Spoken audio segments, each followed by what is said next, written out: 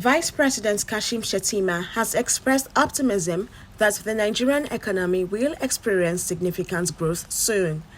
Shettima stated this at the second Chronicle Roundtable organized by 21st Century Media Services, publishers of 21st Century Chronicle in Abuja.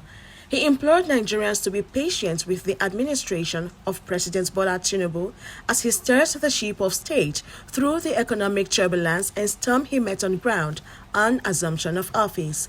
Shettima, who was the guest speaker at the roundtable, explained some key policy decisions taken by the Tinubu administration as well as its economic and social agenda, including the removal of subsidy on petroleum products.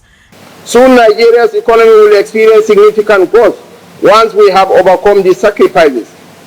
Positive changes will soon be evident across all economic indicators: inflation, per capita income, GDP numbers, poverty reduction, food security, and all aspects close to the hearts of our people. Why our predecessor made the decision to remove the subsidy, but there was no sufficient budget for it in the fiscal year. The year before we took office, Nigeria's debt service to revenue ratio had grown to 111.18%. The anticipated debt crisis may sound like fancy economic jargon to the man on the street, but I promise to have a meaningful conversation with you.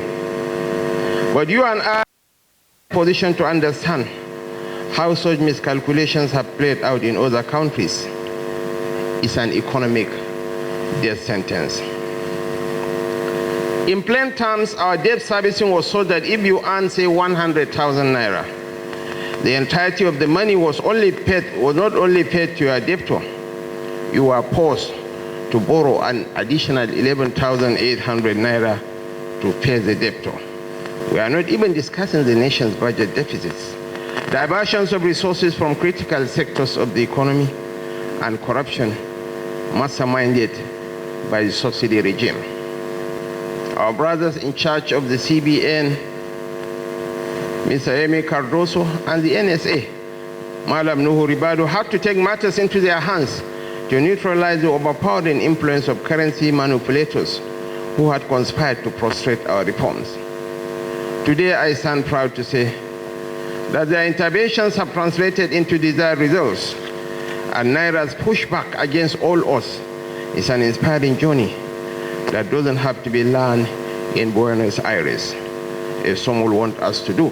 Earlier, the chairman, Ministry of Finance Incorporated, and former finance minister, Dr. Samsudeen Usman, praised the content of the renewed hope agenda of the Tinubu administration. I would say, to me, honestly,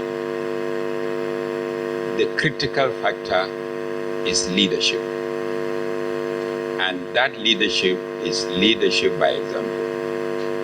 The Chief Executive Officer of 21st Century Chronicle Media Services, Malam Mahmood Jega, said the need to critically analyze government policies and programs was not just an expectation from the media, but indeed born out of the necessity to collectively contribute in shaping the nation's development trajectory.